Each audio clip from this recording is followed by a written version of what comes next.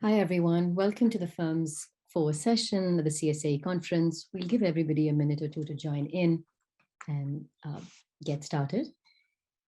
As we wait, let me just walk through the logistics for this panel. So we will start in about 2 minutes, and the format is as follows. So we have 4 speakers, each of whom will speak for 15 minutes each, and then we'll have 20 minutes at the end for a Q&A session. So please do submit any questions you have through the Q&A functionality. And don't be worried if you don't see your questions, because only the chair and the panelists will be able to view it. And once your question is selected, we will call on you to ask it in person. If you would prefer that we ask your question because you're unable to speak wherever you are, just drop us a note. And just so everyone's aware, the session is being recorded.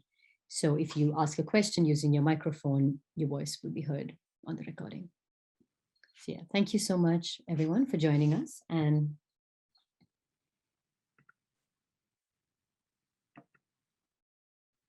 I will stop sharing now and hand over to Mohamed, who's the first speaker. So the floor is yours. So shall I start?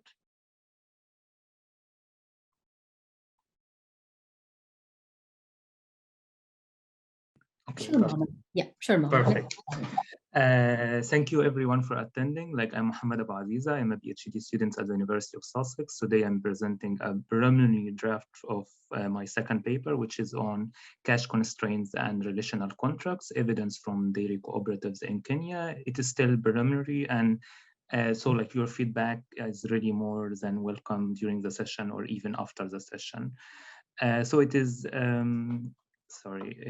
it is established in the literature that inadequate financial intermediation can represent an obstacle for the welfare improvement of rural population in developing countries. And one example of this inadequate financial intermediation is saving constraints among farmers that can preclude them to invest in agriculture and also on other dimensions as well. And the literature introduced a lot of tools to mitigate such saving constraints, such as commitments of saving devices, where farmers voluntarily choose to save some money aside.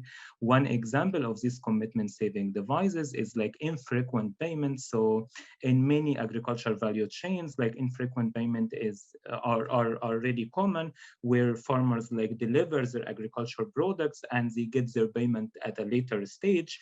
And in recent paper also documented that farmers are actually willing to pay and prefer these deferred payments schemes because it helps them to save and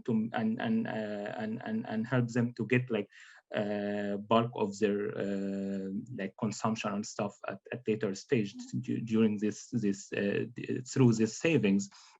The problem arises when those farmers encounter some cash constraints that push them to deal with outside options such as informal traders, and that really represent a threat for the effectiveness of contract farming and so on.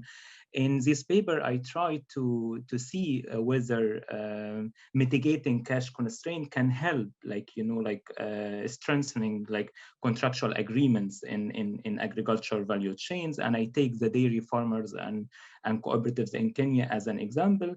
And before going to the context, I would like to highlight why the contractual agreements in value chains in agricultural value chains are really important. So contract farming and is expected to improve farmer welfare, and the literature is clear that the effectiveness of contract farming is more likely to succeed when in the absence of outside options such as informal traders, because they represent a threat for such contractual agreements.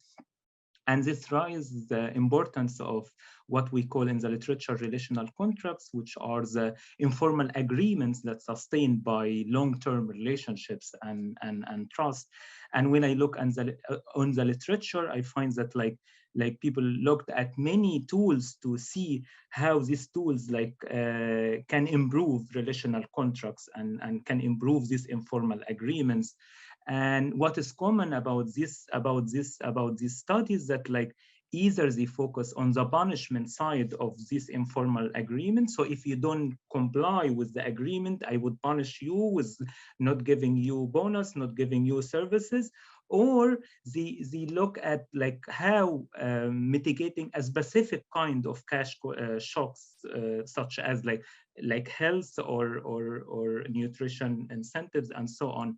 What I am trying to do now here is trying to look at the tools that comprehensively trying to address cash constraints regardless of the reason behind these cash constraints. And here I look at how softening a commitment saving device can strengthen these relational contracts in the dairy sector in Kenya.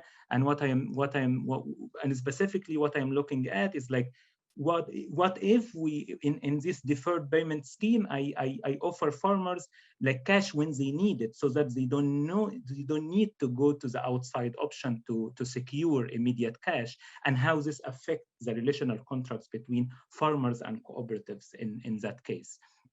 So look, why? So I would take a step back and I explain why the dairy sector in Kenya is really important and the setting is really suitable for such question. So when I look at the dairy sector, it's about it contributes by about 14% of agriculture GDP in Kenya. Also, cooperative handle a big bulk of milk sales in the market. And when I look at the relationship between farmers and cooperatives, I find that it's really a great example of the importance of infrequent payment and cash constraints and also relational contracts. So in this contractual agreement, farmers deliver daily their milk delivery to cooperatives, and they get their income on a monthly basis. But then the problem arises when farmers get encounter any cash shocks. They end up dealing with informal traders who offer immediate cash payment. And again, is that cooperatives decided to say, okay, you know what, maybe we should softening this infrequent payment scheme by offering cash when needed, cash, and they call it cash in advance, but it's not really cash in advance, it's just cash when needed, when it's part of their income and they get it in advance. And the main objective of this cash in advance is just to break this relationship between farmers and informal traders. So what I mean by cash in advance services, so all farmers who are members in these cooperatives are eligible as long as they deliver milk, because the service is they get the service against the milk they deliver within a specific month. That's why the amount of cash in advance that they can get cannot exceed the amount of milk delivered at specific point in time. And what I'm trying to see here is that what is the impact of this service on the relationship between farmers and cooperatives. And here the data is just allows me to look at the milk delivery on the extensive and the intensive margins. So the data I'm using data from 14 agricultural cooperatives over 2015-2018. The data is on 140,000 farmers. But the thing is, for two reasons, I am focusing on only 49,000. The first one is that I am looking at relational contracts, and as I said, relational contracts, it depends on long-term relationships. That's why I am including only those who who joined before 2015. The second thing is that because the service was introduced early 2015, I wanted to have data before and after, and that's why I excluded those who are joining after 2015. So out of these 49,000 farmers, only 700 farmers who got cash in advance at a specific point, and this is my treatment group.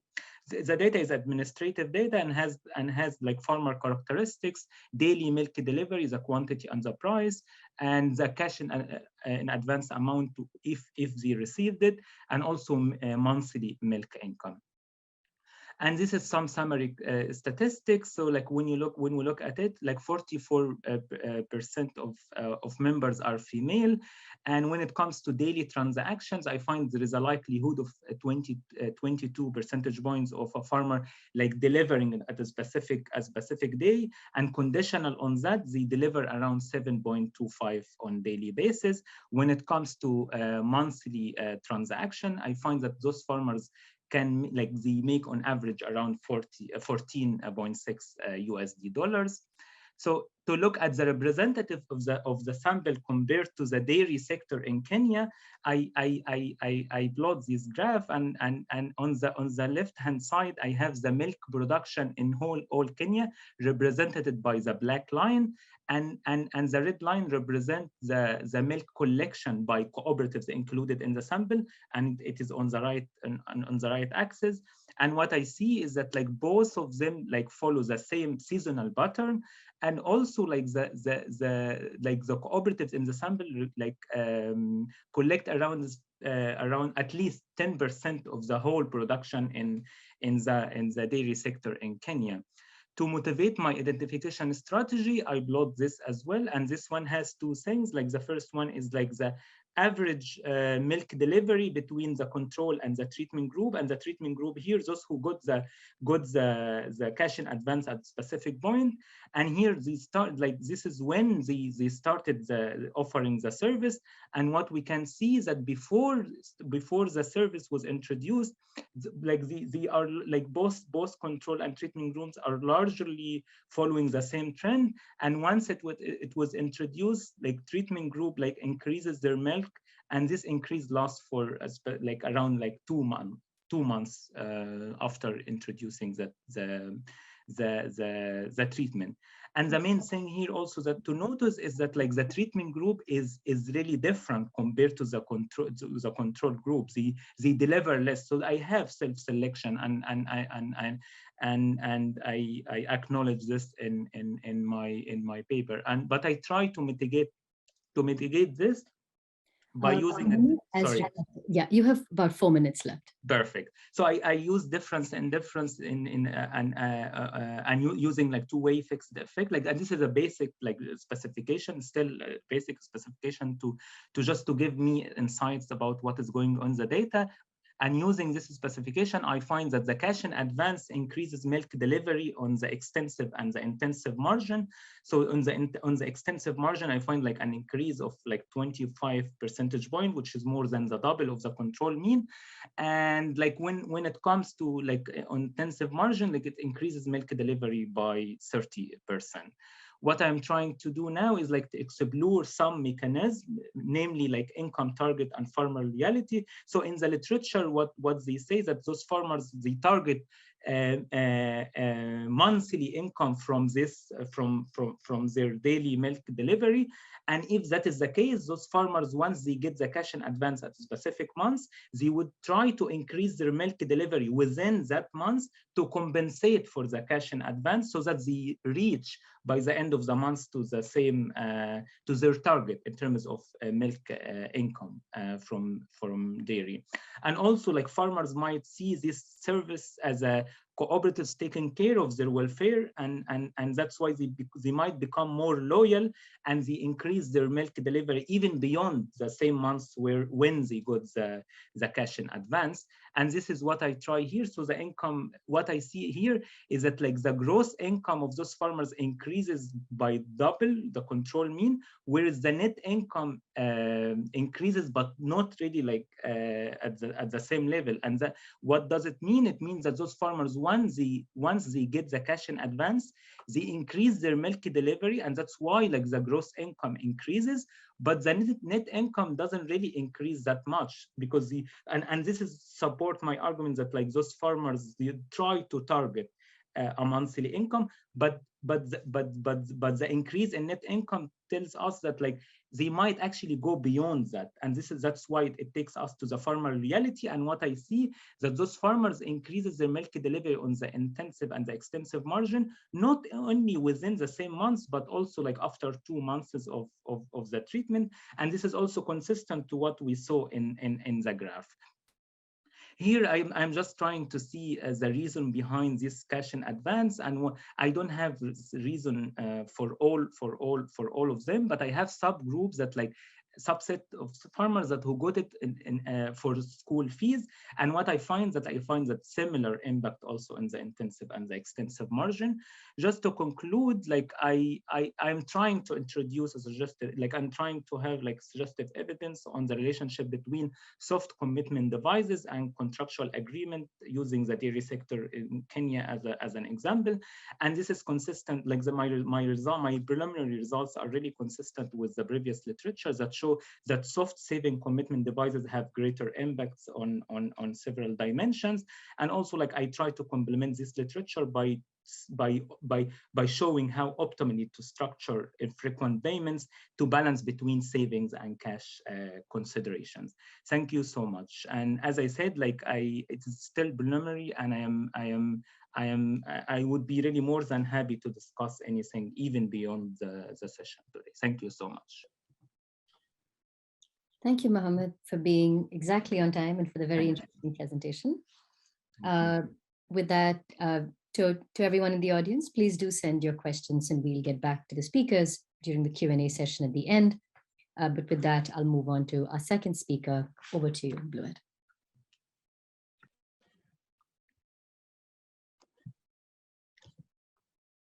I hope everyone can see my screen. Yeah. Okay, perfect. So good morning, everyone. My name is Bluette Mongoue. I'm a PhD student at the University of Ottawa, and I feel very honored to present this work, which is my second chapter of my PhD thesis. It is a joint work with the Professor Pongu, and it's a work on the digital road to inclusive finance in Sub-Saharan Africa. This is my first draft, and all comments and suggestions are welcome. Sorry. So the financial inclusion remains among the biggest concerns of government and central bank in Sub-Saharan Africa. And till today, Sub-Saharan Africa countries are still poorly banked.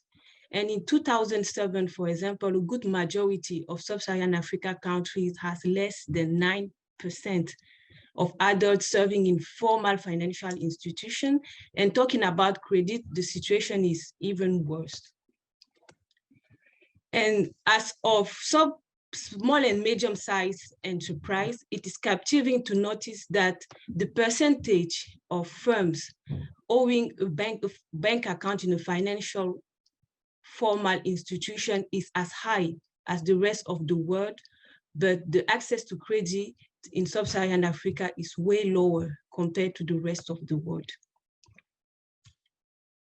So for this specific country for which the activity of the small and medium-sized enterprise is the engine of the economy, one should wonder about the factor that could increase the oath to get bank credit.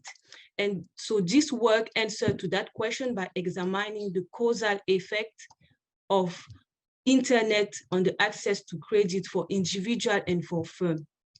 And the work also explored the possible channels through which submarine internet arrival affects the access to financing. And 4 channels have been identified: the access to credit critical information, the productivity enhancement, employment and entrepreneurship, and the solvency boost of borrower.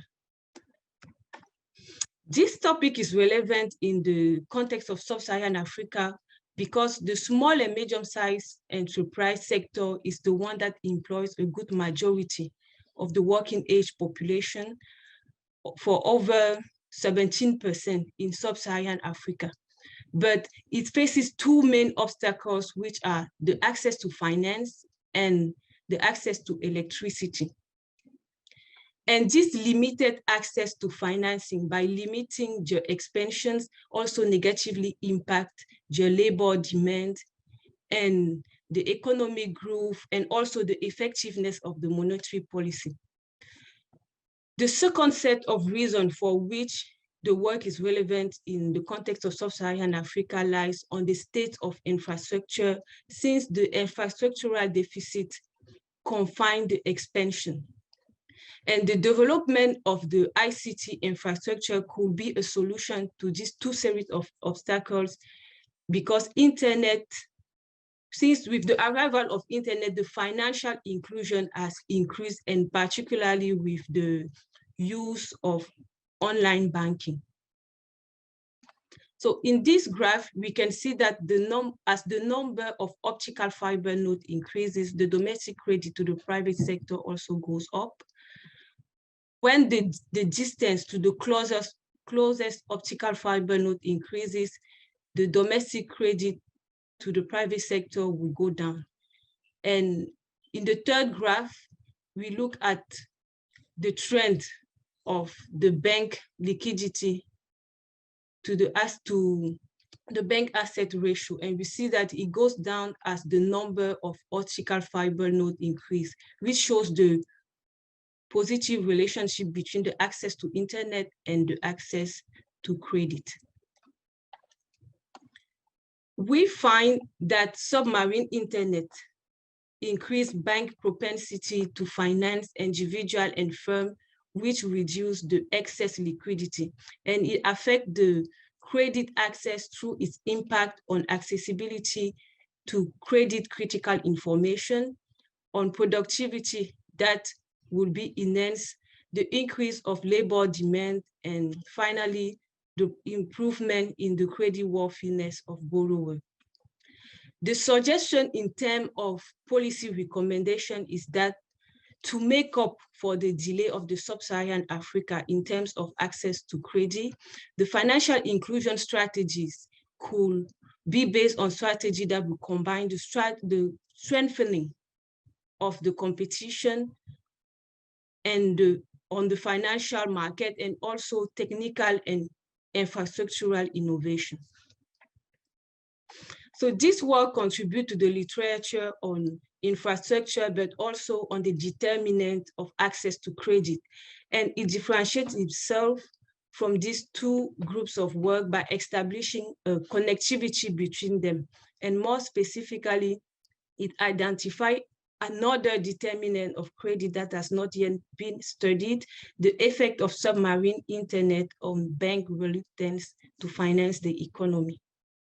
So for the remainder of this presentation, I will go over the conceptual framework, then the data and identification strategy, and I will finish with the result. The conceptual framework that guides this study is represented by this picture. It conjectures that accessibility to fast internet will impact the likelihood of banks to grant loans through its effect on the accessibility to credit critical information.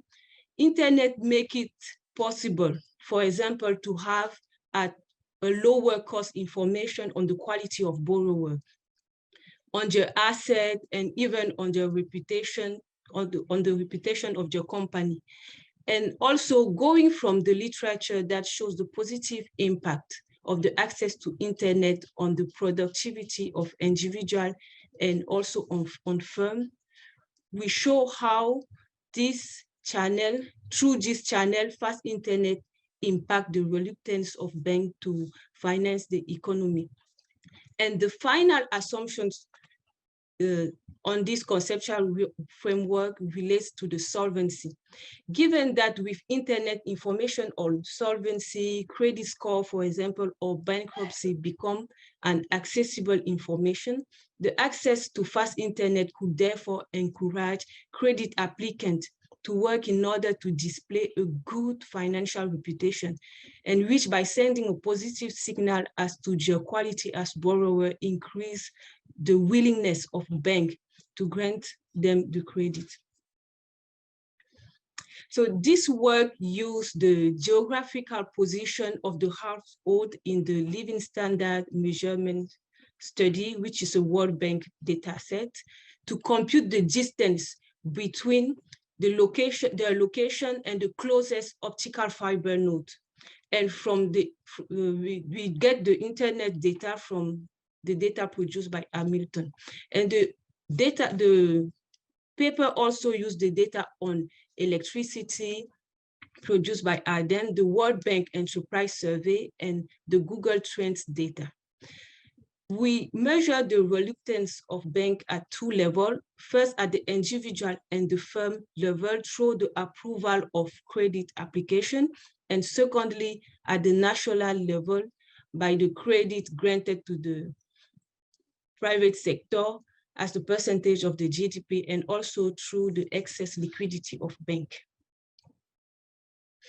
So in the early 2000s, the most common form of internet access in Sub-Saharan Africa was through the terrestrial backbone built by the private telecommunication company.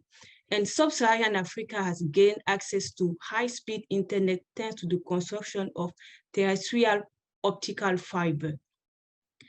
And we can see that from 2009 to 2019, the network of the optical fiber nodes has rapidly grew from less than 400,000 kilometers to more than 1 million.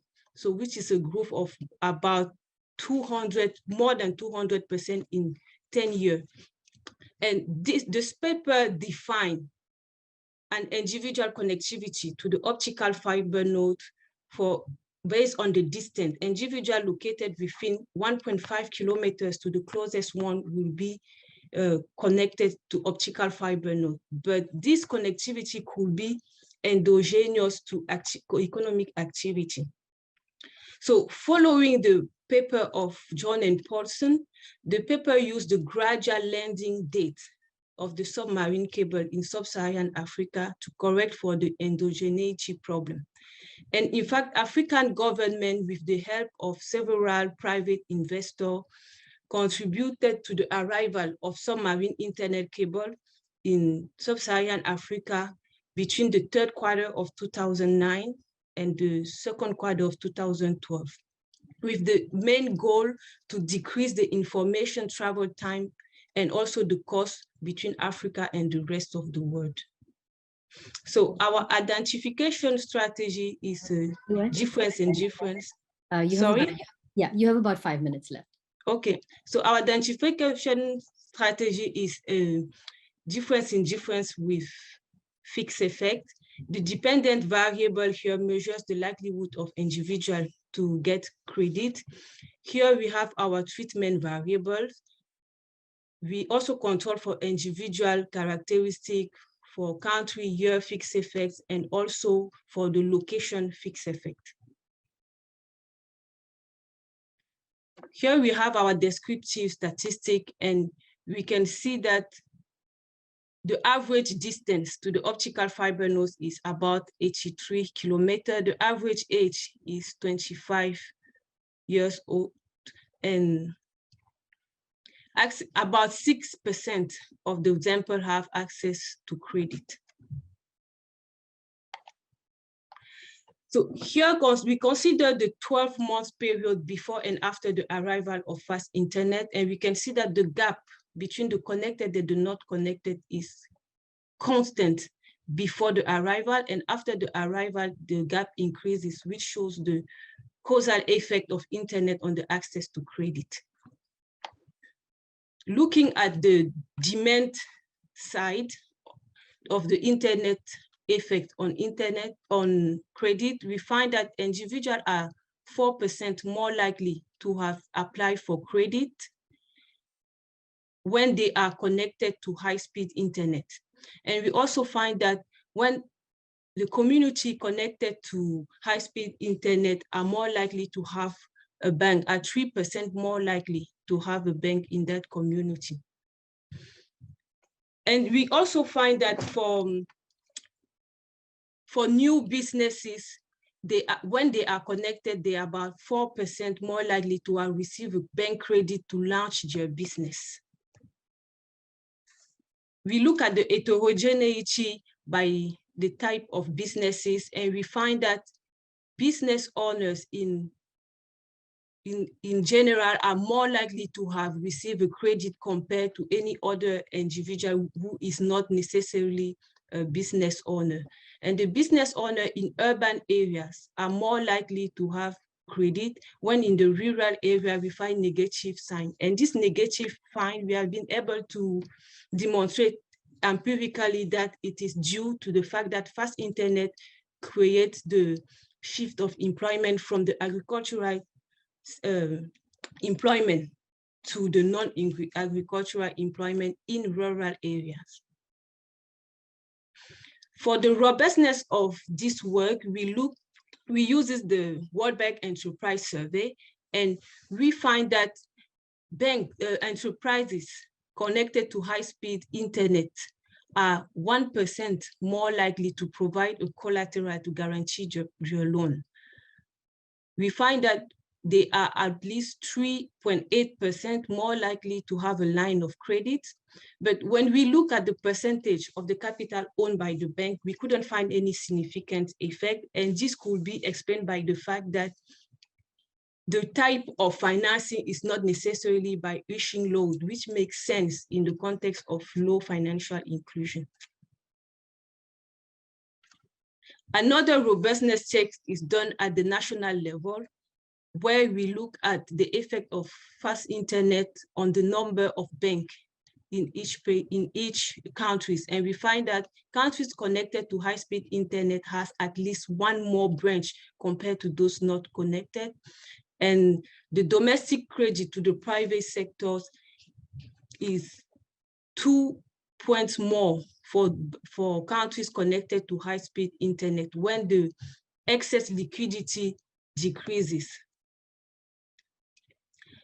So the fast internet affects access to credit through the 4 channels I mentioned earlier, which is access to information, access to improvement of productivity, increase in employment and entrepreneurship, and the boost in the solvency of borrowers.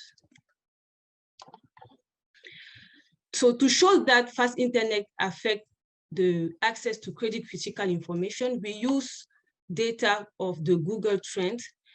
We compare the Sub-Saharan Africa to Canada, and we see that before the arrival of submarine internet in South Africa, the gap for the popularity of the credit score is very high, and after its arrival, it tends to reduce, and we can see a convergence in the popularity of that expression in both countries.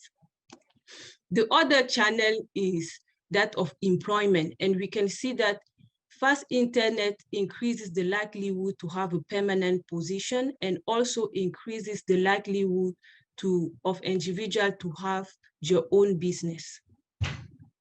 Bluette, you're at time. Okay. Yes. Okay, 1 minute and I will conclude. And the last channel is the solvency of the borrower. We find that fast internet increases the likelihood of credit applicant to have repaid your loan. So to conclude, the main finding of this paper is that submarine internet decreases the reluctance of banks to grant credit. And this is possible by 4 mechanisms that we have identified, which are the better credit critical information access, the enhancement in productivity, the improvement of job creation and entrepreneurship, and also the enhancement of the creditworthiness of borrowers. Thank you. Great. Thank you so much, Bluette. That was very interesting. And with that, we'll move on to our third speaker. Gharad, over to you. Thank you so much for having me along. This is joint work with Adam Osman and Dean Carlin. So what are we interested in here? So developing country credit markets are usually thought of as being characterized by asymmetric information and poor information sharing between lenders.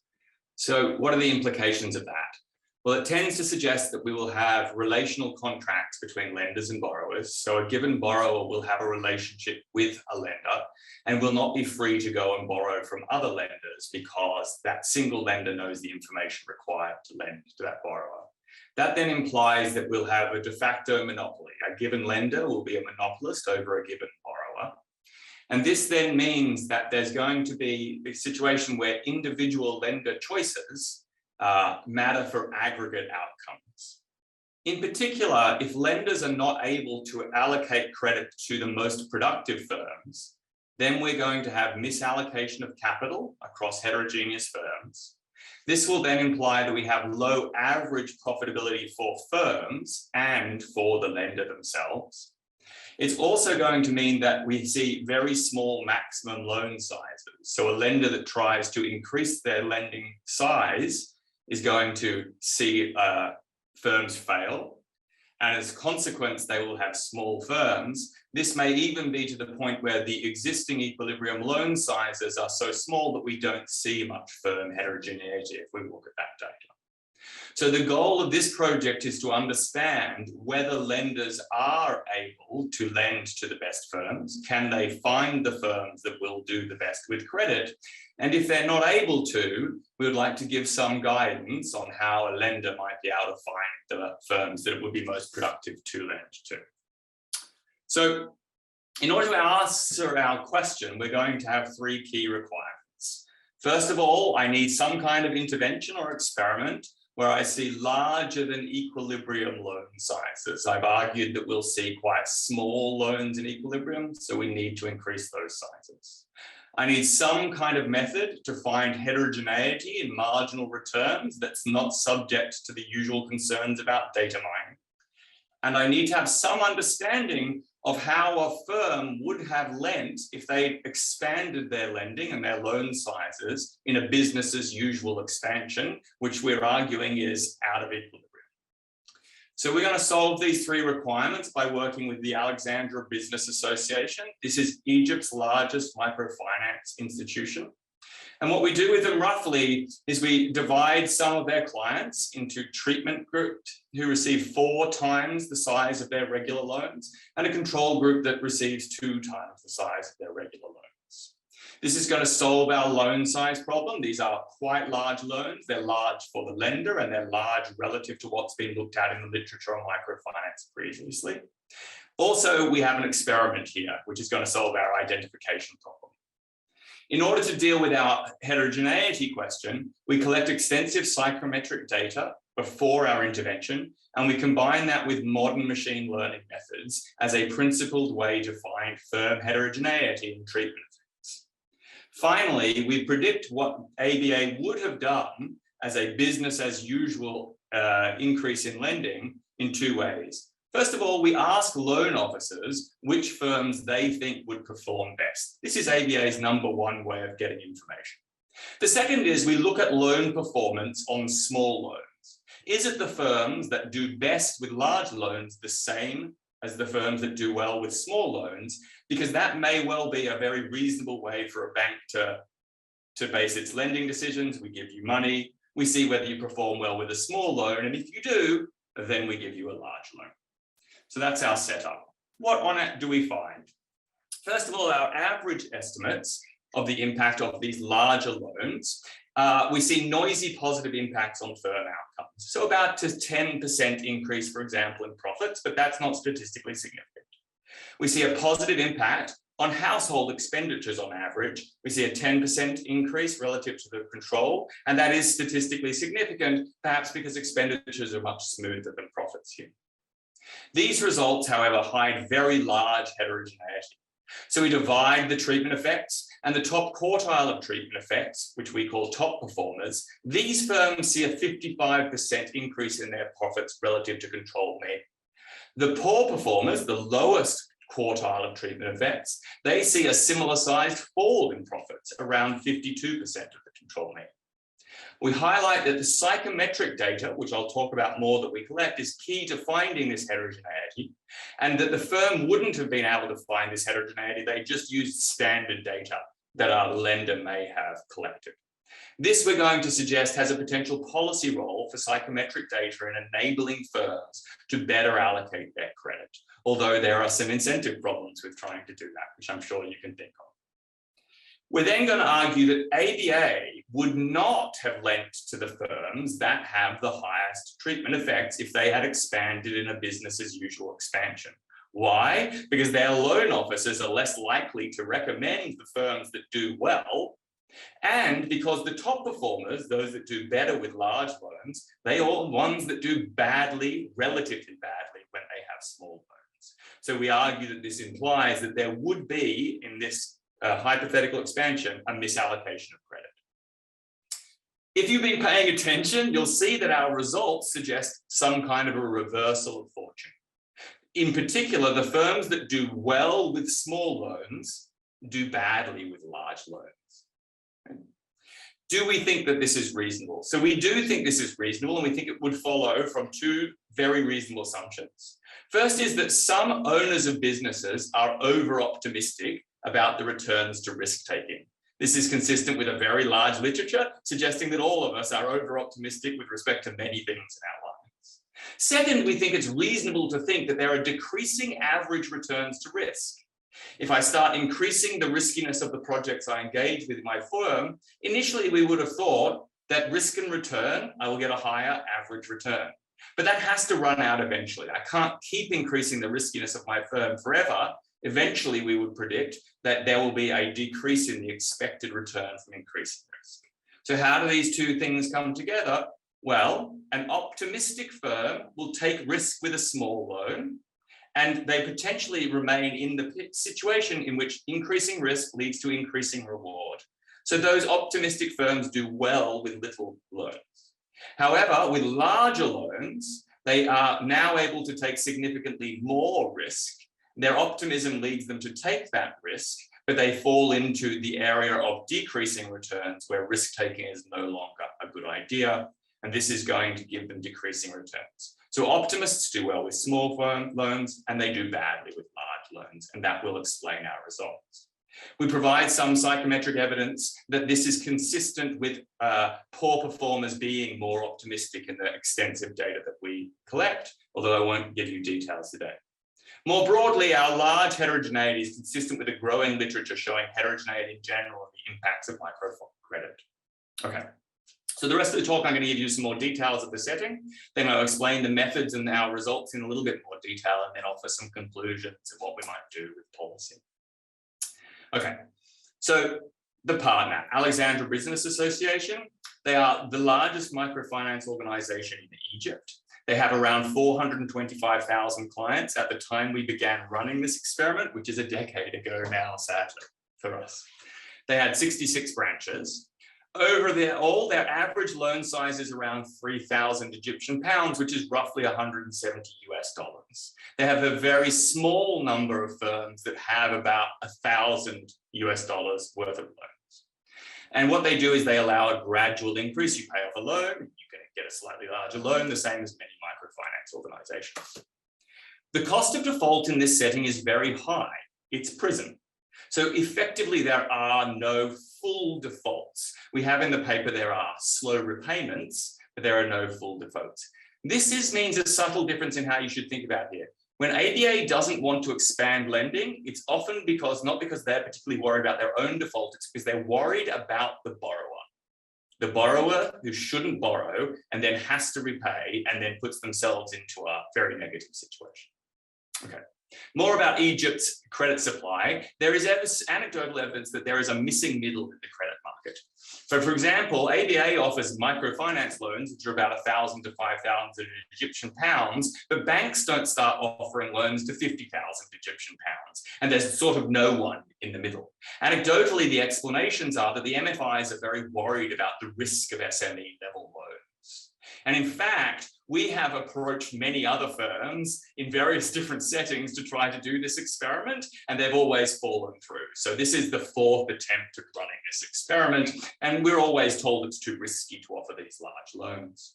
And in fact, in this setting, ABA actually asked for a guarantee, and we were very lucky that one of the organizations we were working with was willing to provide a guarantee to ABA if these loans were to go bad. Okay. Our experimental setup, a little bit more detail. Business as usual, max loans increase by 1.5 times the previous loan if the credit officer thinks that the firm should get more loans, and often they decide they shouldn't. Our experiment, the loan officer identifies a set of firms that are eligible. Then it goes to the ABA board who decide whether these firms would benefit from a loan. And then we divide into treatment and control. The treatment, as I said, gets 4x and the control gets 2x. Overall, we have 1,004 loans. It's hard with this level of screening to get a large number of loans, and this was the best we can do despite ABA's large size. Some other details, loan officer payments are based on the number of loans and the repayment, nothing about the size of their loans. So they're disincentivized to give big loans. The loan officers themselves didn't want to do this. They thought these loans were too risky, and we had to give them some money to participate in recommending firms. But overall, the borrowers are heavily screened, and so you should think about that as the sample. I won't talk too much about data. I will talk about our psychometric data. Quick hand check, 4 minutes left. Oh, 4. Gosh, I had 5. Okay, so a little bit about what the psychometric data we have is we have questions, 50 of them that sound a little bit like this. On a scale of 1 to 5, how much do you agree with? I will do anything to get what I want. And these are supposed to measure something about entrepreneurial talent. Okay, what are results? First stage and average impacts. So the experiment has a first stage. The blue line shows over time the borrowing from ABA. The red line is the control. Blue is treatment. So we have a first stage, a massive increase in the amount of loan outstanding. This is the average impacts. As you can see, profits increased by about 10% relative to the control mean, but this is not statistically significant. Consumption does go up by 10% of the control mean, and that is statistically significant. We're much more interested in heterogeneity here. So how do we do the heterogeneity? Well, we follow this recent paper by Chernyshukov et al., and we do the following 100 times.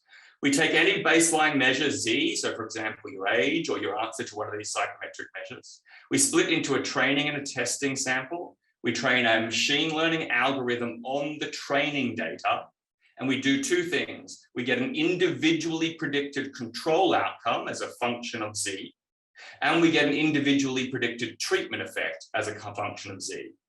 We then combine these and we run the following regressions. We run just a linear regression, and we check for the interaction of the treatment and the predicted treatment effect.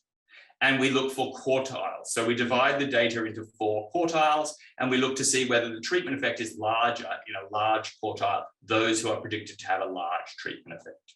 We're very conservative in how we do this. We report the median of the coefficients over the 100 runs. We increase p-values by 2 times, and we do Bonferroni corrections to account for possible multiple testing when we do these 4 quantile treatment effects. Overall, the paper we're working on shows that this should give us correct coverage. So what do we see? This is the main figure. We see very, very large heterogeneity. The top performing quartile sees about 8,000 Egyptian pounds increase in their profits from a base of about 15,000, and we see this reduction for those who are in the bottom quartile. We don't see similar things when we use standard data, which is the data that the bank would have in the absence of our psychometric data. We also see these similar impacts reflected in other downstream outcomes like wage bills, household expenditure, mental health, etc. Would ABA lend to the borrowers that do very well? Well, we think not. So this is basically the individual treatment effect. And if a firm that has a high individual treatment effect is put in the control group, they see an end line to baseline drop in their profits. And a larger end line to baseline drop than those who have a smaller individual treatment effect. When they're placed into treatment, it's reversed. So this means that those who do well with the large loans are those that were doing poorly when they were given control loans. Similarly, as I said earlier, we asked ABA's loan officers, do you think that giving this firm a larger loan will increase the probability of default or financial distress? They think 22% of the worst performers would see an increase in default, and 46%, statistically significantly different, of the top performers would see an increase in default. So they're precisely wrong about who's going to do well. They do a little better on predicting performance of the loan. We don't have time to talk about it. So both of these approaches suggest that we wouldn't see efficient allocation of credit. ABA would get it wrong, they'd give the credit to the wrong firms. Okay, so overall, what is the impact on ABA of the program, and what are our conclusions? So ABA thinks this progress was a massive success. There was no default. There wasn't going to be. They perceive the clients as happy, and so they have expanded the program, and they've changed their loan officer incentives to give loan officers the opportunity to take more risk. Okay? It's interesting because, as I said, prior to this project, we shot this idea with many lending organizations. No one was willing to do it, and yet this is felt by ABA to be very successful. Our overall view is that suggests that there is large heterogeneity in the returns to lending, and that getting allocations of credit, even within lender, correct, are very important for aggregate productivity. And we suggest that the psychometric data that we've collected may be one method for trying to help lenders better allocate about loans. Of course, this is subject to the incentive constraint. Once firms know how to answer these psychometric questions in order to get loans, would it continue to work? But we think that's an area for additional work. So thank you very much. Cheers. Great. Thank you so much, Gharad. To everyone in the audience, please do send your questions across using the Q&A chat, and we will jump to them after our next speaker. Over to you, Vaishnavi. Thank you. Let me just share my screen.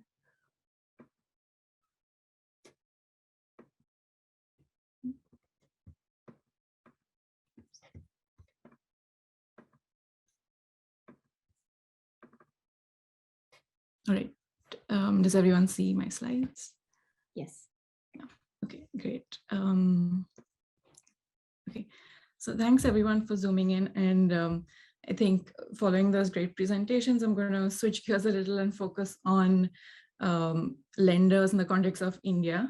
So I'm going to talk about the relationship between the formal and informal credit sectors in rural India.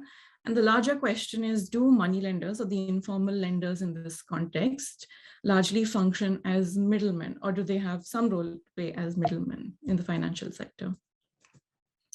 So to start with the bigger picture, so across the world, say in 2017, over 3/4 of individual borrowers borrowed from a non-institutional source. And so this is true despite decades of expansions in formal financial sectors in low and middle income countries. And so the formal and informal financial sectors, or the credit institutions in these sectors, coexist. And so unsurprisingly, there have been debates over the nature of interaction between the sectors. So distilling this down, this debate essentially boils down to, on the one hand, there's a body of research in certain contexts that suggests or indicates that the two sectors compete horizontally, so functioning as substitutes for each other. But research in other contexts suggests that perhaps they interact vertically, with informal lenders essentially on-lending formal credit, and so exhibiting some kind of complementarity. So I revisit this debate in the context of rural India, where a large number of rural borrowers, borrowing households are indebted, and more than around half of these indebted households do borrow from non-institutional sources. Zooming into rural India a little more, the graph on the screen right now just looks at household borrowing in a given year rather than indebtedness. And so what we see here is that since the 1990s to the 2010s, there's been an increase in household borrowing from both formal and informal sources. So we see this increase in both. Now, of course, this increase in both, credit overall might just reflect overall economic growth over this period, but it might also reflect some element of complementarity between the sectors. So for instance, that might arise through a demand channel where an increase in formal credit increases economic activity, which then increases demand for informal credit. So a crowding in, or through a supply channel where there's that vertical relationship between the formal and informal sectors, and money lenders are essentially on lending bank loans. And I focus more on the complementarity because this period has seen an expansion in formal credit. And today I focus specifically on the supply channel.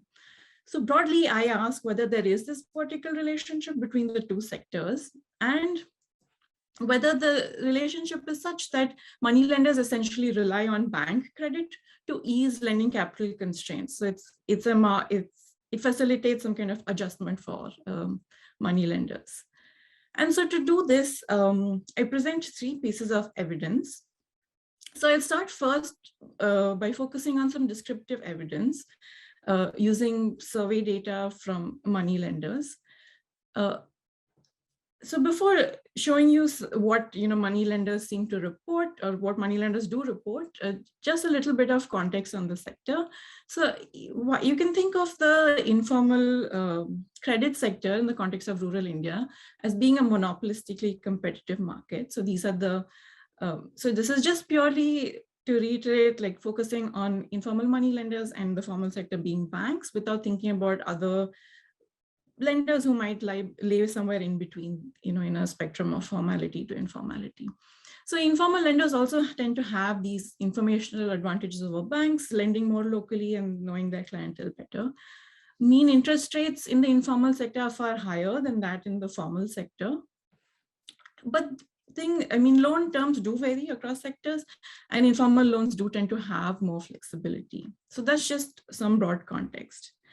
Now, diving into what money lenders report as their source of capital and so on. So here I present you data from a primary survey. This is a phone survey of money lenders in one state in India. So this is rural Telangana, and the survey was, and the reference period for this data is the year 2019. So when asked, as you see on the screen now, money lenders do have a variety of sources of lending capital. So the sources of funds from which they lend to their borrowers, but almost 40% of lenders in the sample, this is a sample of 140 lenders, do report that institutional loans or loans from banks are one source of their lending capital. The second thing I would like to highlight here is that money lenders are also, they do on-lend these bank loans. So presumably if they're borrowing, and that's the source of lending capital, they're making loans from that. But they also report that, so over 35% of lenders here, in the second bar on this graph, indicate that they borrow from banks if they face a shortfall in lending capital. And the last column indicates that over 55% also suggest that, well, they might increase their lending further if bank credit supply increase. So if it was easier for them to borrow from banks, they would also lend more themselves. So overall, descriptive data. Now, I also look at this from sample survey data, asking money lenders other such questions, but just a snapshot of what the findings are that broadly money lenders do source part of their lending capital from banks. So there is a vertical interaction between the sectors, and this allows them to meet shortfalls in lending capital, pointing to one specific aspect of the mechanism which has facilitated this coexistence. Now, the second piece of evidence I'd like to focus on today is looking at credit demand shocks for rural households.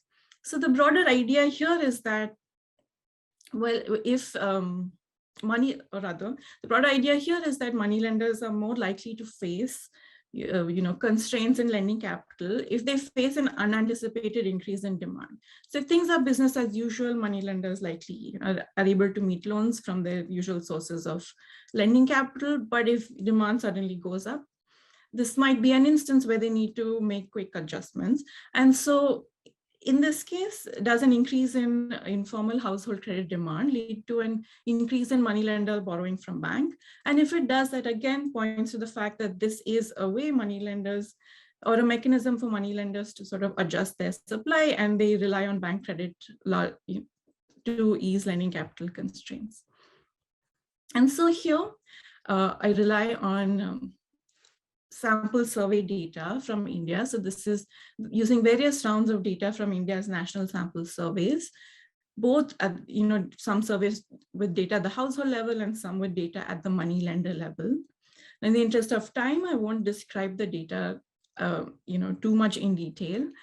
But the broad argument here is that money lenders, as I mentioned, are more likely to face lending capital shortfalls following unanticipated increases in demand. And I argue that one such demand shock for household borrowing comes from rainfall shocks in rural areas. So there's a vast body of literature which has demonstrated that positive rainfall shocks increase agricultural productivity and rural incomes in India. And I take this a step further and argue that, well, if they are increasing income, that in turn impacts credit demand. And I rely on that in this segment. Now, intuitively, one might imagine that what's going on is that, well, if there's a bad rainfall year, there's a drought, households have lower incomes, and so that's when they borrow a lot to smooth consumptions. And the graph on the screen plots, rainfall shock as a standard deviation from its historical, rainfall distribution with the likelihood of households borrowing. And we see that, well, in cases of negative shocks, households do increase their borrowing, but households increase their borrowing far more following a positive rainfall shock. So you can see this is a far larger increase. And so for now, I focus just on this positive shock. So, and I'll get into why the rationale behind that in a moment too. So now the regressions or the results on your screen now come from these regressions, fixed effects regressions, and the main, the coefficient of interest is what the impact of this rainfall shock is, controlling for, fixed effects at the district level, state by your fixed effects, and so on, depending on the sample specifically. But what we see here is that following a positive rainfall shock, so one standard deviation increase in rainfall increases household borrowing by almost 2%. This is in column 2. And this also increases the interest rate at which, and sorry, just to reiterate, this is just informal borrowings. I'm focusing on loans from money lenders alone. So we see an increase in borrowing from informal money lenders. And we also see that the interest rates at which these loans are taken increase significantly as well. Now, without getting into showing you all these results, but the rationale behind this, this increase in household borrowing in a good rainfall year is that households appear to borrow largely, to make lumpy purchases. So for instance, in a good year, they end up making purchase of durable goods, make improvements to their houses, for example, improvements in roofing and so on. And this is largely coming from households who lack savings. And so that's the rationale behind why households seem to be borrowing more in a good rainfall year. And the second point I'd like to make here is that we see this increase in both the quantities and prices in this informal market. And this suggests that this is an increase in demand. Now, the interest rate effects here also hold when we consider perhaps the selection into borrowing in different years. And so, that's one piece of evidence to sort of address the fact that maybe this is not necessarily an increase in interest rates at the market level. But for now, just asserting that this is an increase in price and quantity is the likely increase in demand. So following this... Vaishnavi, a quick time check. You have about 4 minutes left. Okay, thank you. And so following this increase in household demand, moving to the money lenders themselves. So this is sample survey data from across India of money lenders. And we see at the same time, following this positive rainfall shock, money lenders themselves increase their borrowing from formal sources. So following a one standard deviation increase in rainfall, money lenders are 4 percentage points more likely to have taken a loan from a formal source. They also appear to lend more to households and charge higher interest rates, and that corroborates the findings we saw from the household data suggesting this increase in demand. One concern might be that, well, maybe formal sources are just, banks are just lending more in a good year. Although I don't have this on the screen right now, but overall bank lending in a district does not increase in a good rainfall year. And so the final piece of evidence now is, well, if there is this vertical relationship. This is a way Moneylender, and this is a little, the interaction between money lenders and banks is something these lenders rely on, particularly when there are these demand shocks, so that they can adjust their supply. I now consider formal credit supply more directly to the extent that I can in this framework. And so here I just introduce heterogeneity into the household borrowing results and look at how these results vary across districts with high and low bank credit supply. So this is high and low formal sector credit supply. And in the interest of time, I won't get into the details of how this, formal supply measure is constructed, but just two things to highlight are that data on bank lending at the district level is an equilibrium quantity, and so reflects credit, both demand and supply factors. And so I construct a predicted bank credit supply measure to rid this quantity of other demand drivers in a district.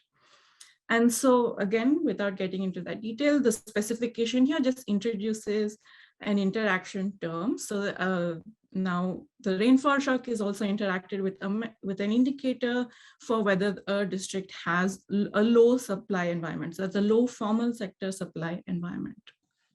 And so going back to the household results, again, this is household borrowing just from informal money lenders alone. What we see is that the increase in household borrowing following a positive rainfall shock is driven by districts where there is high formal sector credit supply. So both the increase in quantity and price is largely coming in these high supply districts. One concern here, of course, might be that, well, these high supply districts are just the places where demand is increasing. And so is that really coming from, low formal supply constraining lenders' ability to lend, informal lenders' ability to lend? And one piece of evidence to kind of address that is that, well, when there's low formal supply, households are borrowing less from money lenders than in high supply environments, but they're increasing their borrowing from another source. This is friends and relatives, where loans are largely interest-free and just another source. So overall, households aren't unable to borrow, but it's just a different, they now rely on a different source. So this again does indicate that low formal supply might be constraining informal lenders' ability to make loans in these high demand scenarios. And so here I argue that low bank credit supply does constrain money lender lending. And so to conclude, these three pieces of evidence point to money lenders essentially relying on bank credit to ease lending capital constraints. And that seems to be the main reason for this vertical relationship, and contributes to the coexistence of the two sectors. But this also indicates that moneylenders do seem to successfully arbitrage across sectors and distribute credit to last mile rural borrowers. So rural borrowers who may not always have access to the formal sector are able to borrow from moneylenders, the informal sector. But the descriptive evidence does also indicate, though I didn't get into it much today, that moneylenders also charge these high markups. They employ coercive enforcement mechanisms. So even though it is the case that individuals are able to get loans from them, there is the potential to improve borrower welfare given these other factors too. And so with that, I conclude. Thank you. Great. Thank you so much, Vaishnavi. All right, everyone. With that, we can move on to the Q&A section. So we'll. I see some questions in the Q&A chat. So we can. Mohamed, I see you had a few questions for Gharad. So would you like to start with that? Yes, sorry. So it's just like I was just curious about like whether these loans were given to return or new borrowers, because it's just in my head that like it might be just different, like how they would invest and the returns also and the second question is just whether we can check whether those borrowers followed the business plan that they submitted, because sometimes they just submit a business plan and then they do something else. in that context, and whether also like you referred to that there was like a loan guarantee, right, for these borrowers, and I was just curious whether they know anything about this guarantee or not, because it might affect their reaction and the way they use this money, and also like whether also credit officers, because like you mentioned that these things like depend on relational contracts, so one can imagine that they might get information actually even from credit officers when they get these loans. And yeah, I think those are the 3 questions I have. Thank you so much. So thanks, Mohamed, and thanks for a great presentation. The loans are to return borrowers, so they're very highly selected. Most of them have already paid off 3 loans to start with, and they're then even further selected because they're credit officers' favorite firms, and then they're also then vetted again through the board of ABA. So they, of course, are going to have, we would normally assume, the best returns. Although if you sort of buy the results of the paper, you might start to question that because it does look like ABA doesn't have a very good ability to tell who the best borrowers are here. But these are definitely very well selected, so you would normally expect them to have the highest returns. It's very surprising, I think, then that you have some firms that have low returns here. Do we know in the borrowers, they don't submit business plans here. They do talk informally with the loan officer, and that's why the loan officer really is here as the best, evidence we have on what these firms are going to do, and why their opinions are really what determines what the firm does in general. I mean, I think in this setting, there's no ability to hold the firms to their business plans, even if they did submit them. And it would be very costly to actually read them, I think, relative to the loan sizes. So you have a sort of informal relationship between the loan officer and the firm. And know that the loan officers, nobody knows about the guarantee. Only the board at ABA, and the board at ABA are sort of equally spread across the treatment and control. So we're fairly sure that it's not too problematic here. But thanks for the questions. They're super helpful. Yeah, thank you so much. And I would just have a follow question if I can. It's just like, if we were to repeat this experiment and we give to new borrowers, what do you think? I know this is an empirical question, but like, what would you think like would happen? Do you think like you might get like a more positive impacts rather than just this noisy impacts that you are getting? I mean, the microfinance literature, which would be the closest thing, and we tend to see is average zeros, right? Roughly 0. That literature, and I think part of our motivation here is that literature then suggests that potentially there is this heterogeneity. But most of the studies that we've seen in the past aren't really set up to find that heterogeneity. They don't have the amount of data that we have to do the machine learning. So I don't know. My guess is there's huge heterogeneity across the sort of people that go and try to borrow from microcredit organizations. And finding out at the smaller loan level which are the good borrowers and which are bad borrowers just seems to me like a great question. So, maybe we'll try and do it. Maybe you should try and do it. Yeah, thank you so much. Thank you so much. Thanks so much, Mohamed. Gharad, actually, I had a question on your presentation as well, which was on, you mentioned that, looking at psychometric data could be really helpful in targeting. And so just thinking if, that were to be scaled up and an MFI were to use this, it becomes really important to interpret that psychometric data correctly, because in the absence of that, that could lead to, sort of skewing who gets these loans. In the data that you have you seen any heterogeneity on some of the psychometric data regarding gender or for any minority groups? And is there any interesting heterogeneity? So there isn't any heterogeneity around gender. Now, do you eventually end up in one of these problems where you train the model and you don't let it see gender or you don't let it see race, and then eventually somehow it works it out from the background, the answers, and then you're denying credit? For sure, you're going to end up with that problem. I mean, that sort of seems to be what we know these algorithms do. So we sort of think that you've got two problems to face if you want to roll this stuff out. One is you've got that problem, and you have to have some strategy to try and deal with that. And Google is trying to work on this question, so I have no better things to add to that.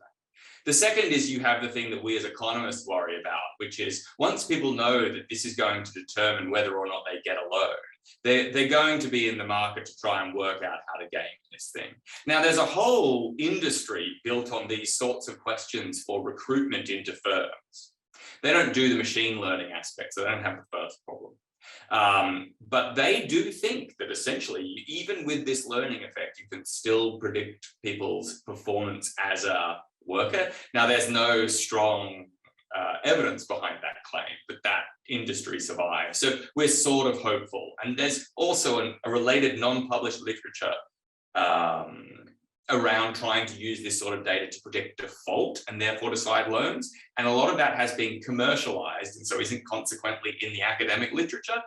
But I again believe that the fact that they've managed to commercialize it and sell this to firms, to lenders, suggests that maybe you can do this, but it's a whole research project to try and work out how to make it happen. But thank you. Thank you. Wonderful. Any other questions from the panelists for Gharad or from anyone else? And if not, we could. I had a question for Vaishnavi, or are we? I wanted, so your analysis is very positive. It tells us what happens and the pathway through which borrowing occurs. And I remember reading the Jacobi paper as a graduate student and thinking the fact that microfinance then created more loans through local moneylenders was a bit of a fail for microfinance, if that's what's really going on. But potentially not. Potentially the moneylenders are sort of smoothing borrowing. So would you hazard some sort of normative interpretation?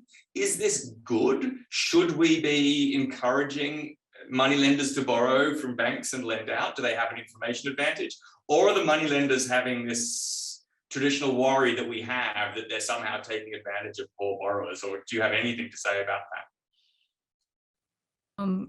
So yeah, that's a great question. And so I that's something I thought about a lot. So it does, so I mean, thinking just through the analysis, it does seem like, well, these are borrowers who aren't getting loans otherwise. So it makes sense that, if moneylenders are channeling bank loans to more borrowers, well, they're getting loans, which, which they otherwise wouldn't have access to at all. So, the counterfactual is no loans.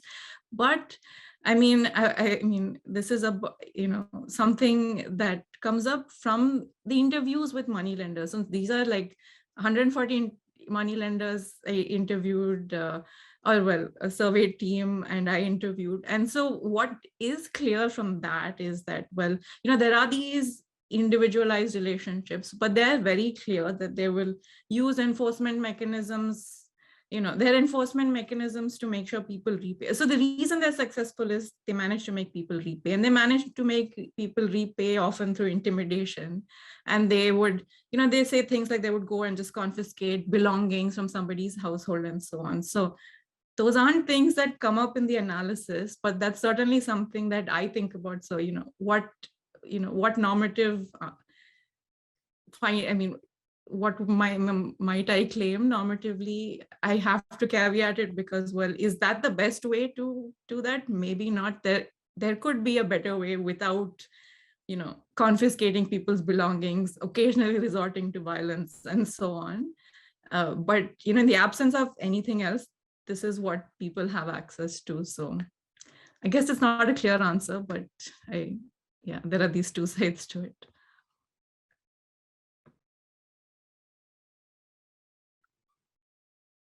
Thanks. I'll jump in with a question I had for Mohamed. So, Mohamed, you mentioned that bringing in these cooperatives and having cash advances, or sort of having improvements to the kind of cash you could get from these cooperatives, it might sort of break relationships with informal traders. Could you talk a little about the risks affiliated with that? Because I can imagine in rural networks where informal relations are quite important, there could be some risks with breaking those relationships. Could you talk to that a little? Yeah, thank you so much. That's really a great question. And I think my response would be like just like around 3 points.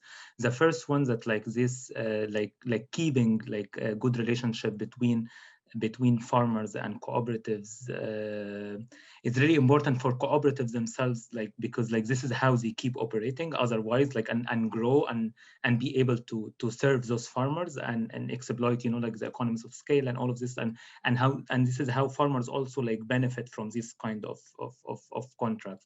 Also, the second point is like it's coming from the government. The government is trying to decrease this relationship for health reasons, because what happens that those informal traders get this milk from farmers and then end up like delivering it to restaurants and hotels and stuff, which might like it like, and it's not like the cleanest you know, like the cleanest way of collecting milk, and that's why like the government itself is trying to just to decrease that. And also the government is trying to make the make the milk collection is more organized for cooperatives to create like dairy hubs, you know, dairy hubs in the sense of like it's like in one place, you know, like farmers can deliver their milk, can get services in terms of agrovet and AI and other stuff like that, and also financial services, you know, like you would be surprised that these cooperatives are able to give loans, are able to pay for fees, are able to pay for health insurance and so on. So it is like, it's just like, it is a policy that's farmers like the government's also trying to make these dairy farmers, dairy cooperatives are as a hub for those farmers. And the third point is that, like, of course, like conventionally, what one would think that, oh yeah, you know, having informal traders would introduce more competition in the market, would increase the welfare. But like, unlike this conventional ideas that competition increase welfare, recently, like the literature, like one paper by Rocco Micavello at QGE, like he showed that like in weakly institutionalized contexts, such as like in agriculture value chains in developing countries, introducing more competition can reduce actually the welfare or of those farmers. So yeah, I guess it is yeah, it is yeah, I think this is my answer. And but like, yeah, I'm happy to discuss more, but this is the three things that like just will come, like they came in my mind about this thing. Thank you. Thank you so much. Any other questions the panel, anyone in the panel has for any of the speakers or from the audience? Okay, I'll jump in with one more question that I had for Bluette. So, Bluette, in your presentation, you talked about you know, access to faster internet leading to some movement from the agriculture to the non-agricultural sector. I can also envision a scenario where access to faster internet leads to improvements within the agricultural sector, either in terms of accessing more digital tools, technology, digital financial services. Have you seen any evidence to that effect? That's a very good point, but I haven't thought of that, but I think that my data set could allow me to look at it. Yeah, I'm definitely going to look at the effect of internet on the improvement of the productivity of the agricultural sector, but also I'm going to compare if the magnitude of that effect, if it is greater or smaller to the magnitude of the effect of the shift of the employment from the agricultural to the non-agricultural. So the negative sign that I have, if that magnitude of the shift is higher, that could explain the negative sign. But at this point, I can't tell exactly how will be the effect on the productivity in employment in the agricultural sector. But I'm going to check. Thank you. Great. I think we have a couple of more minutes. So if there's any other questions from the audience or anyone on the panel, now would be a great time to raise your hand.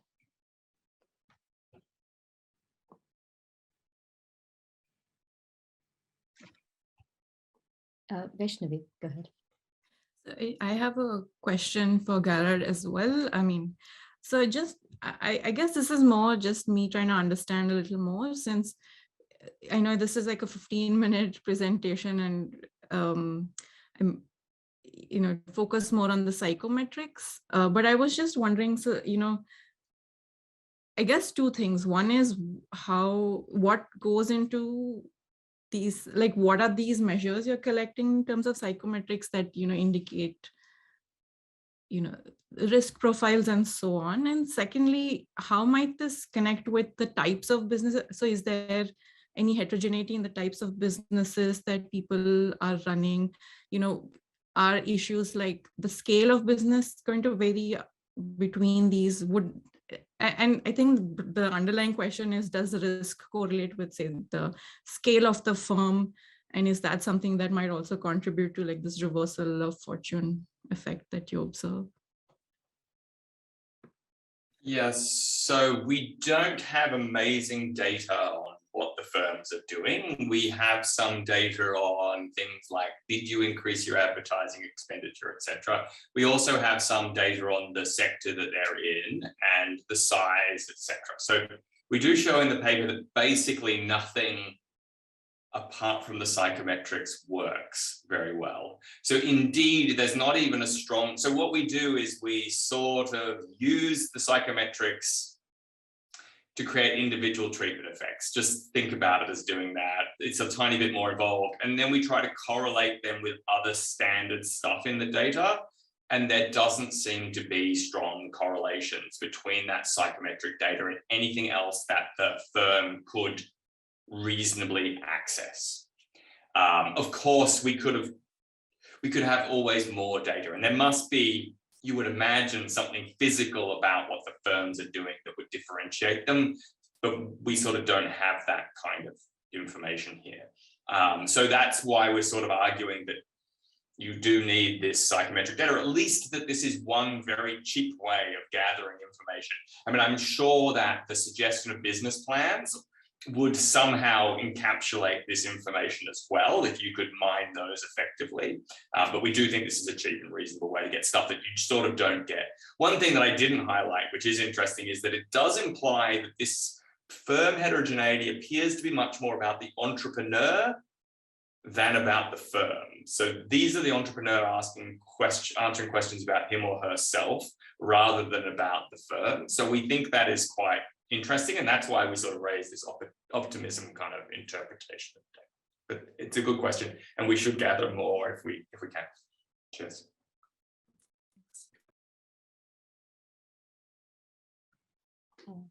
Wonderful. Thank you. Any other questions for the speakers? Okay, I think we're almost at time, so we will close the session. There is, of course, Gather Town if anybody had other questions, and if anyone in the audience has questions for the speakers, I'm sure they would appreciate an email with the questions, if there are any. So wonderful. Thank you to all the speakers for the really interesting presentations, and thank you everyone for joining.